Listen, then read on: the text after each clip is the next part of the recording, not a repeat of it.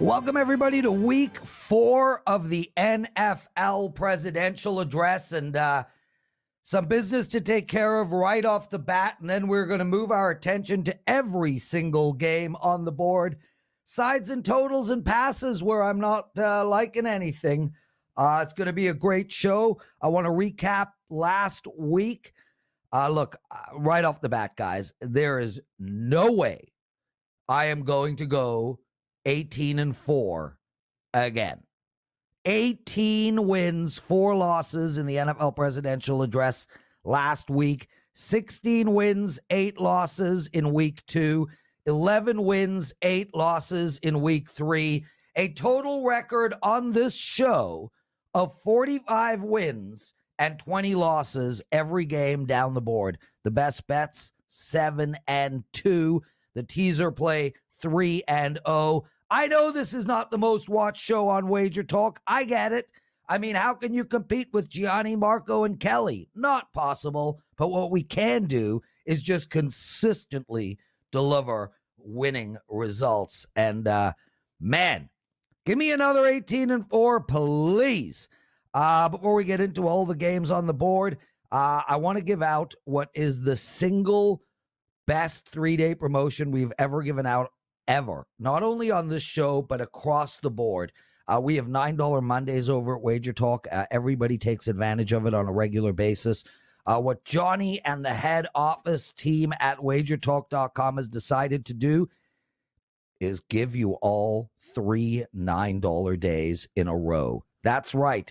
Use the promo code PREZ27, and it's literally $27 for 3 days of all my plays. You can buy them anytime before the Sunday Night Football game starts, but I do suggest you grab them on Friday. I have 1 college football bet Friday, 3 college football bets Saturday, and a 5-pack of NFL plays on Sunday, including a 5% play, which is $35 alone. You get all 3 of those days, all 3, for $27. Head over to wagertalk.com, use the promo code PREZ27. Now that that is taken care of, a sip of water, and we get right into it. Silence while I drink. Okay, well, Jacksonville going into Cincinnati on Thursday night, -7.5 for the Bengals. A total in this game of what was 46, but has been bet down to 45. So, I mean, look, right off the bat, I'm going to tell you guys I like Cincinnati. And frankly, I wish I had the balls to play Cincinnati as my survivor pick this week. I think it's a great pick. I think it allows you to keep all your teams, all the good teams for the following week. But alas, I'm old. My balls have shrunk. And I will not be playing Cincinnati as a survivor pick. But I will be playing them in this game. Look, Cincinnati can easily have started the season 3-1. Can easily. They win this game. They're 3-1 on the season. They got to feel good about themselves, especially after a dominant performance in Pittsburgh last week. And with Pittsburgh, well, just sucking and Baltimore being completely overrated, I think there's a path for Cincinnati to come second in the division and given their schedule, maybe even sneak a wild card spot. I'm starting to like this Cincinnati team, and we saw this last year. We spoke about it last year that it will take a little while, but they will come around. What I like about Cincy is they're really making no mistakes. Their offense moves the ball very carefully with a few big plays put in here or there, especially that great touchdown play last week. Their running game, outstanding behind Mixon. Burrows is only getting better. And the Cincinnati defense, I think they're top half in the league, guys. Look, I don't think they're lights out. I don't think they're top 5, but I think they're better than half the teams in football. And they really could have won that first game as well. As for the Jags, what do you make of this team? They can't pass the ball. They can't stop turning the ball over. They have no defense whatsoever. Their only bright spot is their running game. I don't see this team winning more than 3 games all year. Plus, Urban Meyer is just so unlikable. Boo, Urban. I am going with Cincinnati. And also, guys, Cincinnati would be a good play to play inside of a teaser. because you do cross the numbers of 7 and 3. Now we move to Washington and Atlanta, and we have Washington at -1 with a total of 47, 48 points. It's all over the map right now. And my take on this game is simple. The Falcons suck, but the Washington Football Club sucks even worse. So much for Washington's great D. The Giants put up 29 points against them. That's the same Giants team that put up 14 points against Atlanta. 29 against Washington. Then Washington heads over to Buffalo, and they leave their D back in Washington. 43 points the Bills put up on this Washington team. This team, awful on offense. Good on D, but not great. And as for the Falcons, nice win against the Giants.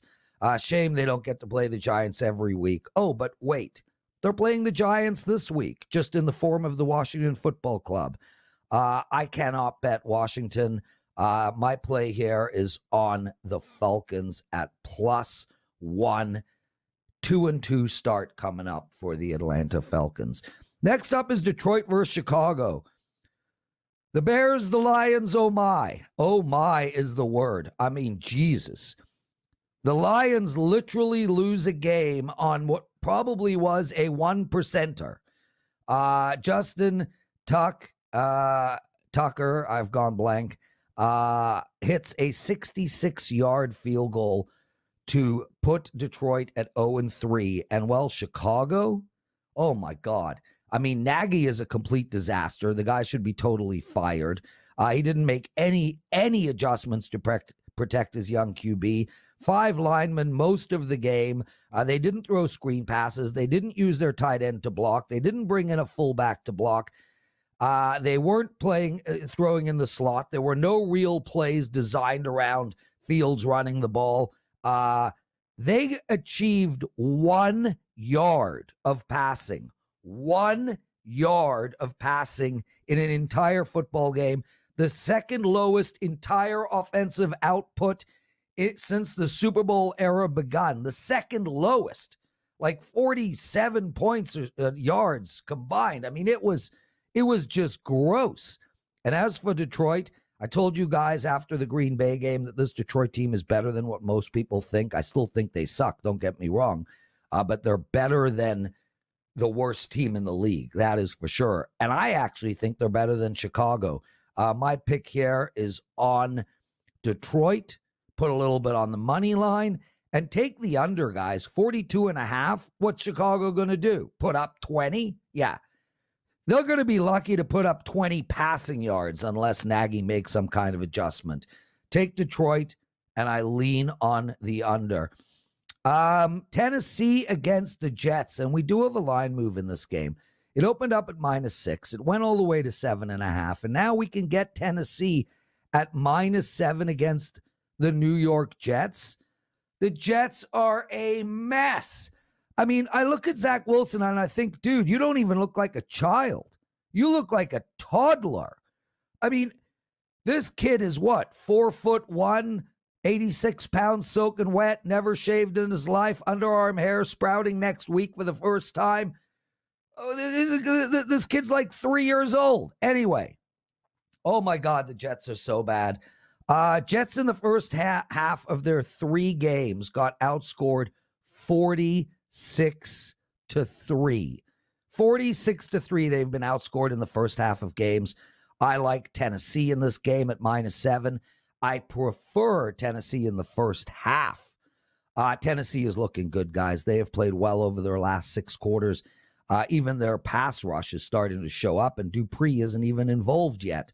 How are the Jets going to stop Derrick Henry? I don't think it's possible. How are they going to stop Tennessee's pass game? I don't think it's possible. Tennessee's putting up 31 points in this game.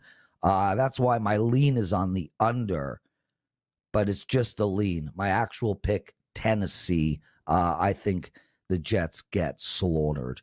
Let's move on to Cleveland versus Minnesota and what I think could be just an excellent, excellent football game. Cousins was a beast against the Seahawks last week. 128.4 passer rating.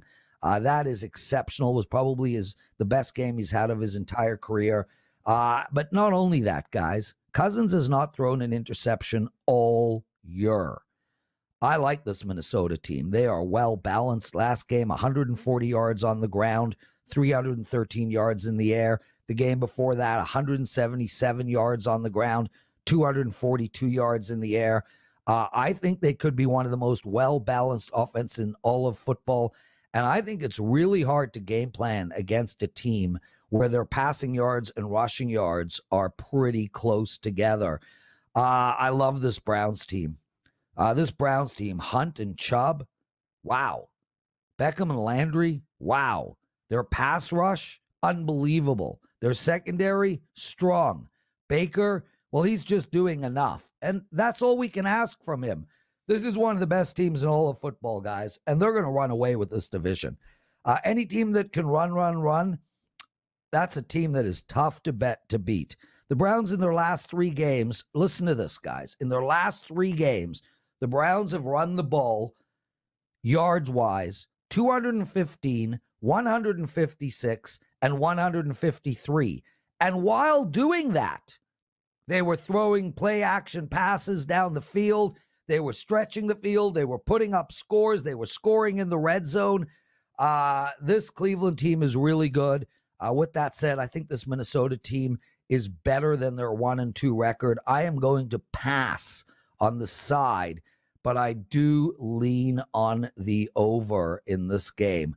This is going to be one of those games where both teams are going to run, 40-yard touchdown pass, run, 35-yard touchdown pass. So ultimately, we're going to be freaking out while watching the over, but I do think it is going to cash. Take Cleveland, Minnesota over the total of 51 points. Just a quick reminder, everybody, my promo for this week is Prez 27. That is Prez 27, $27 for 3 days of all my football, all my baseball, whatever plays I'm releasing over that 3-day period. It's yours for only $27. That's $9 a day. Lowest price point we've ever had on a 3-day package ever. Just head over to wagertalk.com. Look for my personal page. Grab a 3-day package and use the promo code PREZ27. Let's move to Indianapolis and Miami. And Miami, man, this team just can't move the ball regardless of who is their QB. Last week, 5 for 15 on third downs. 5, that's just not going to get it done. That's just abysmal. They put up 25 points against Oakland. 14 of them were off turnovers, and one was that late rally at the end of the game. Between that and the late rally, they literally couldn't get a first down. This Miami defense, it's good, but it is not great. We expected more from them at the beginning of the season, and I don't think we're going to get it. I think this is literally who they are. As far as Indianapolis, man, the Colts had such high hopes going into the season. So much for that. Last game, their D-first. You want to know how bad the Colts are offensively? Last game, their defense forced 3 turnovers. Their offense didn't turn the ball over at all, and they still lost. They won the turnover battle 3-0, and they still lost the game. They also lost Nelson and Willis, and things are just going from bad to worse. How do the Colts fix their season? Well, playing the Dolphins could certainly help. My pick in this game, take the dog, Indianapolis, and I also like under the total in this game. It's sitting at 42.5.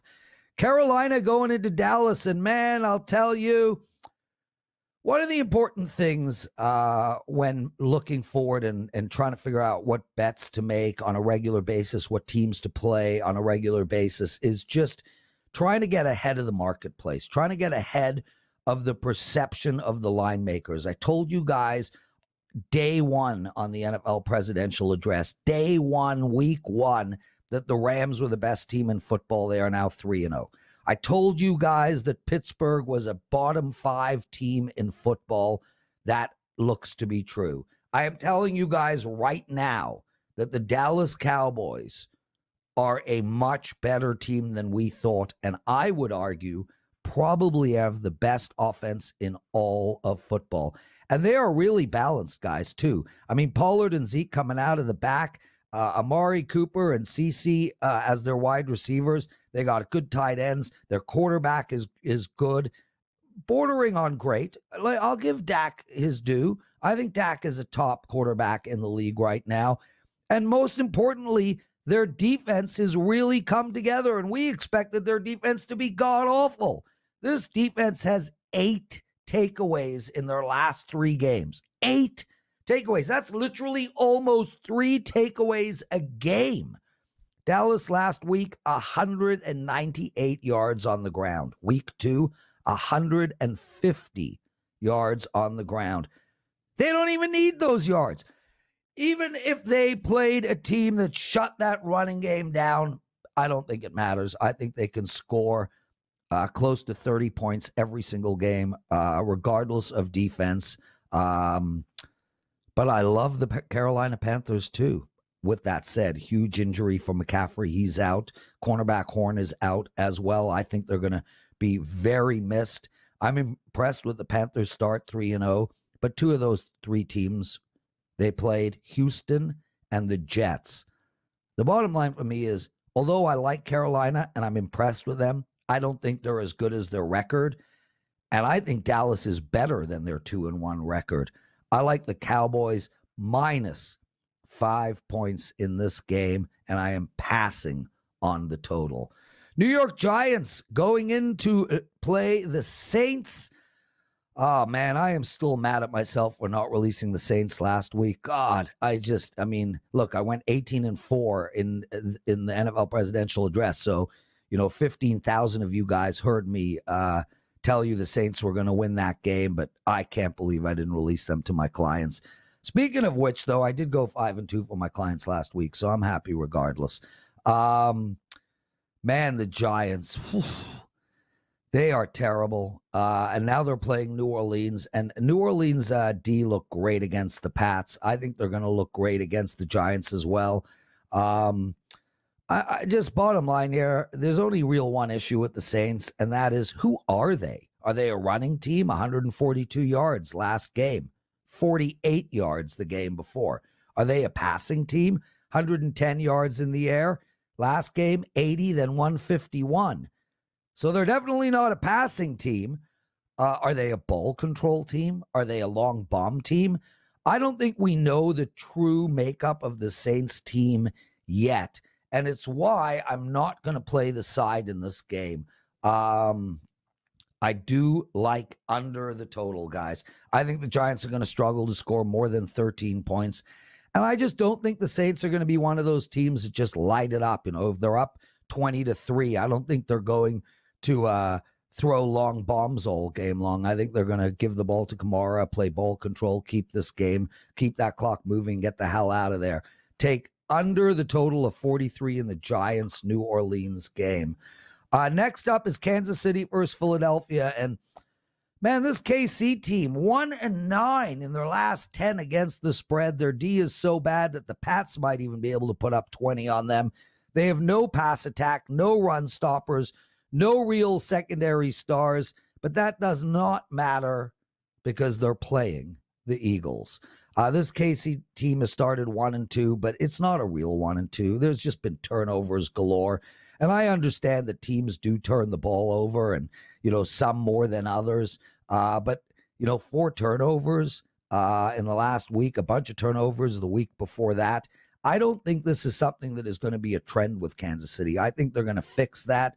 And I think we're going to get a really good Kansas City team going into Philadelphia.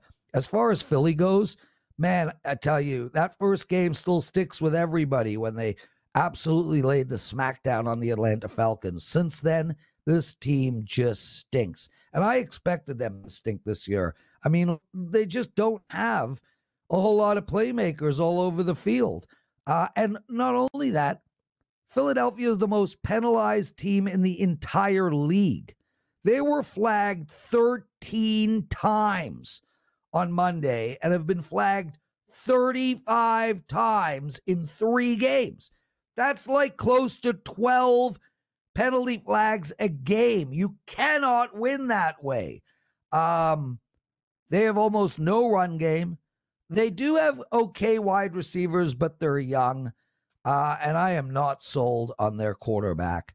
This is a KC -7 pick for me. There is 7.5s on the board. And I do want to say one thing about buying half points.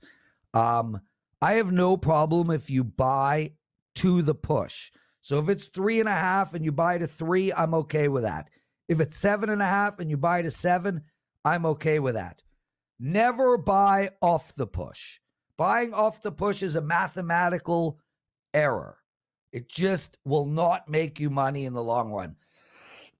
So if you're getting -7 out there, don't buy to 6.5. Take the push if it lands on 7. Anyway, KC is the play for me in that game. Next up is Houston versus Buffalo. And we got -16.5 on tap for Buffalo. And I don't know the statistics, but I'm going to ask Ralph this question tomorrow on Wager Talk today.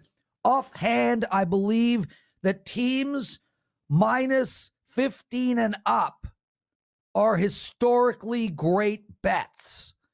And I don't see any reason to change here with Buffalo. I think Buffalo is the best team in the AFC. I think Buffalo, Kansas City, and Cleveland are going to duke it out. And now they're playing Houston. And here's what we know about Houston. They can't run the ball, 42 yards in their last game. They can't throw the ball, 151 yards in their last game. And they can't get touchdowns. 9 points in their last game. Let's assume, hypothetically, that Houston puts up 17 points. Can the Bills put up 35? Why the hell not? They put up more than 40 against Washington. I don't even think Houston can put up 17. I think Houston's going to put up 13 maximum. So if it's a 31-13 game, Buffalo covers that number. I lean on Buffalo in this game. I just want to let you guys know my NFL record so far this year for my clients. I've won my last 5 NFL cards. I'm on a 5-2 and 38 and 20 NFL run, 13 and 4 NFL sides run, 19 and 10 NFL totals run. I am simply in the zone, and you guys are hearing it every week because even when I go down the games I'm not betting, I'm still picking them right. Let's move to Arizona and the Rams, and what a game, guys. I think these two teams are going to be 1-2 in the division at the end of the year, but I'll tell you flat out, the Rams are the best team in all of football. They might not have the best offense. They might not have the best defense, but they're probably top 3 in offense and top 3 in defense, and together that creates top 1. Their defense is incredible. I mean, what they did to the Bucs, Aaron Donald is all world. Ramsey, the whole entire team is just defensively is just lights out and also very, very timely. I mean, if you needed to pick one team on D to stop a 4th and 1 at the goal line, I'm picking the Rams. They're amazing too. Stafford fits this team perfectly, and his ability to hit long passes opens up a ton of running and slot passes. Kupp is just playing unbelievable. This offense cannot be stopped. The Rams can literally name their score. Their issue, however, is their running game. It just has not been consistent. But I do believe in McVay, and I think they will figure it out. With all that said, I really like this Cards team. Murray, Green, Hopkins, Kirk, Jones. Weapons and playmakers everywhere. Good on both sides of the ball. They have issues, don't get me wrong, but I really like this Arizona team. I'm picking the over in this game. I would like to pick the Rams, but my gut is telling me I'd rather take the dog in this spot. But given that I'm not going to bet against the best team in football, I am going with the over in this game, even at 55 points. Next up is Seattle and the 49ers. And guys, if you plan on betting Seattle, do it immediately. There are line moves to 2.5 all over the place. There's only a few 3s up there currently. 52 is the total. This Seattle defense is not a Super Bowl caliber team, period. They failed to pressure Cousins last week. They literally have no pass rush whatsoever. They can't stop the run. Their corners are being outplayed regularly. I do not think the Seattle team is a Super Bowl contending team at all, but I do think they're going to put up a shit ton of points. San Fran also, though, they have their problems too. A lot expected from the San Fran team. But if you've been watching closely, Jimmy G, he just has bad aim. Like, he just can't aim the ball correctly. Thank God he's not a sniper for the U.S. Army. That guy couldn't hit me 2 feet in front of him. Anyway, they only have one good wide receiver, and they are down to, I'm not even kidding you. I think they called a high school team in the San Fran area and are borrowing their running back. That's how injured their running back situation is. My pick in this game, I like Seattle, and I lean on the over. As for Baltimore and Denver, very interesting game, and a game I think everybody needs to be a little careful of. Denver is 3-0. 3-0. But they beat 3 teams with a combined record of 0-9.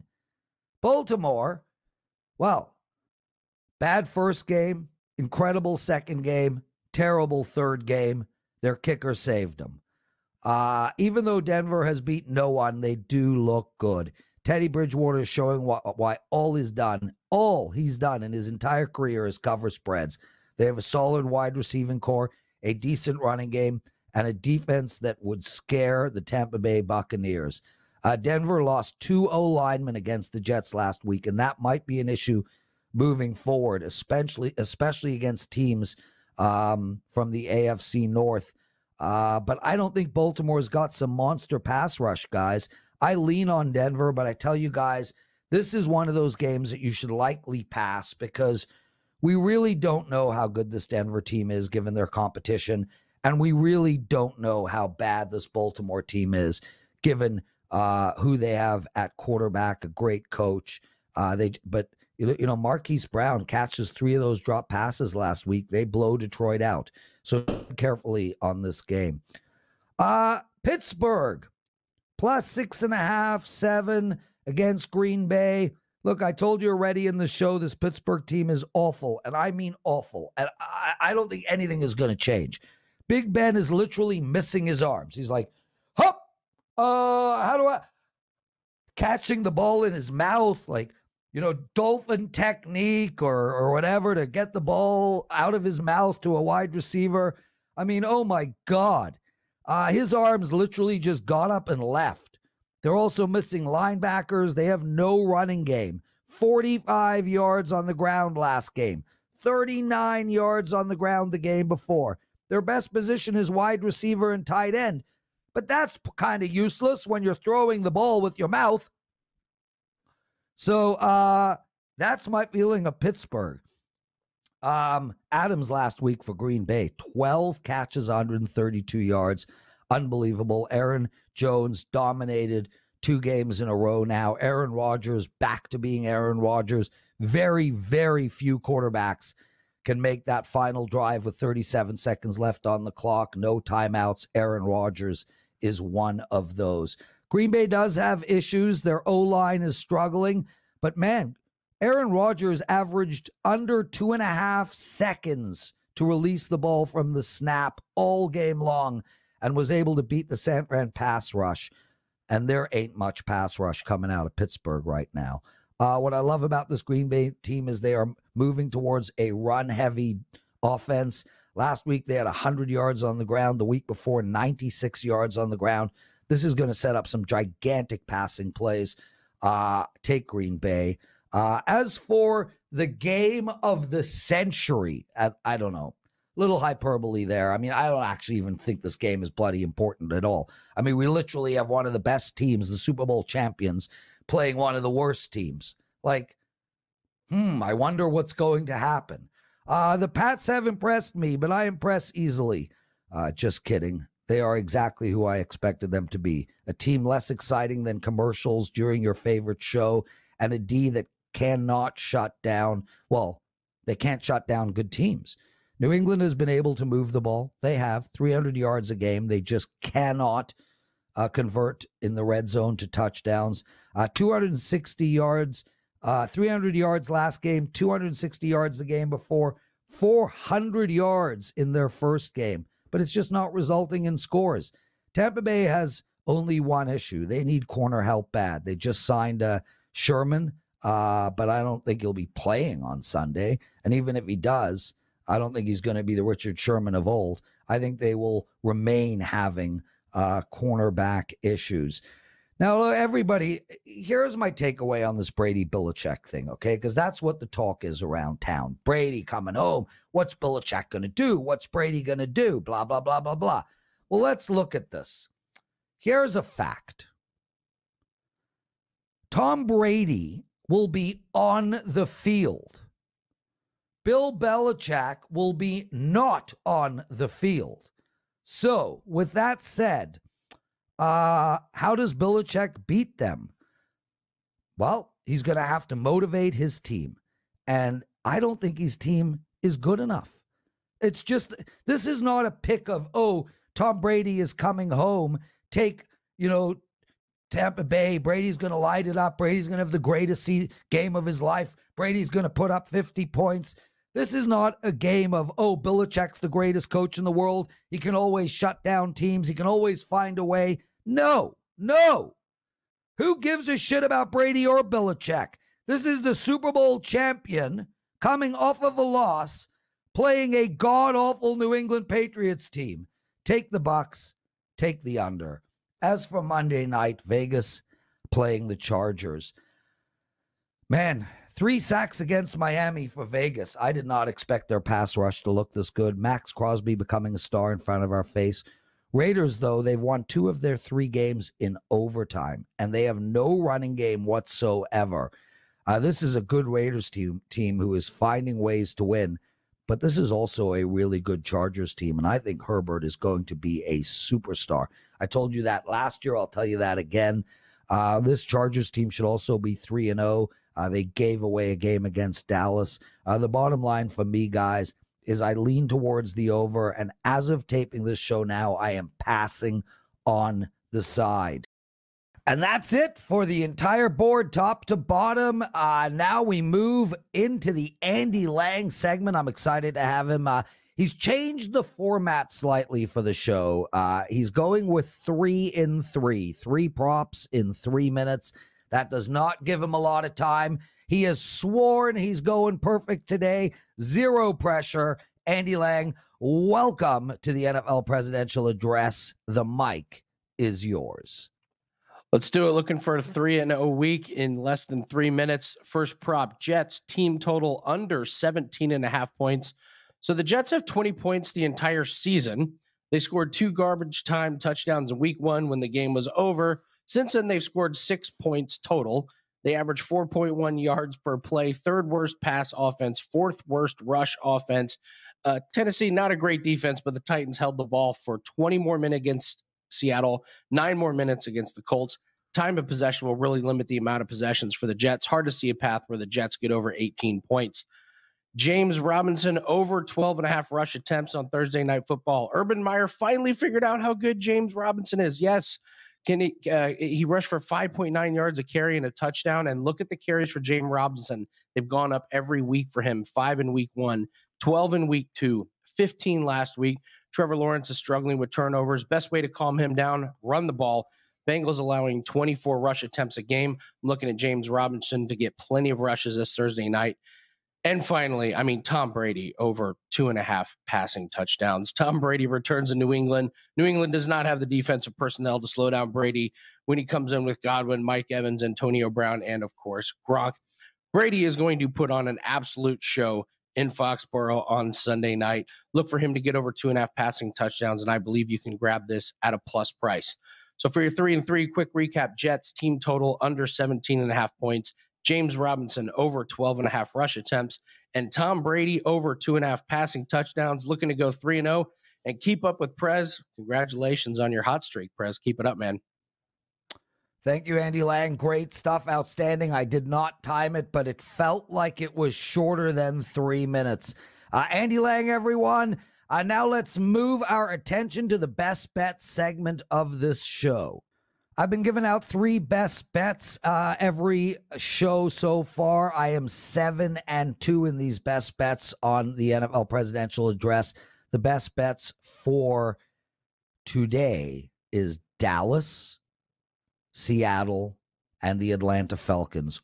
All on the point spread. Take Dallas, Seattle, and the Atlanta Falcons. As for my teasers, guys, I like Tennessee and Green Bay. So that's my official teaser, but I will tell you, there are a lot of wonderful teaser opportunities this week. I mean, you could put Cincinnati into a teaser. I think you could put Tampa Bay into a teaser. I think you could put Green Bay into a teaser. I think you could put Denver into a teaser. I think you could put Kansas City into a teaser. I think you can put Tennessee into a teaser. There's a lot of teasing opportunities this week. Obviously, not all of those teams are going to win. But my favorite way to tease a play is when I can get a 7.5 and I can bring it down and cross both 7 and 3. So Tennessee and Green Bay both cover that. And that is my official teaser for this week.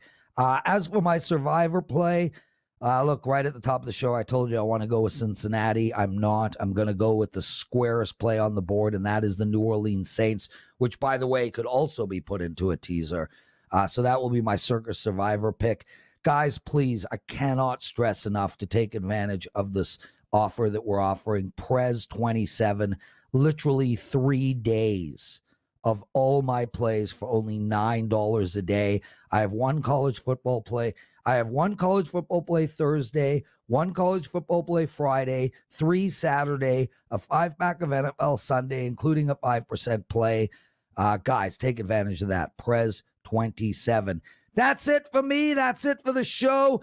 I cannot thank you all enough for the unbelievable comments that I am getting on this show. I read them all. I respond to most.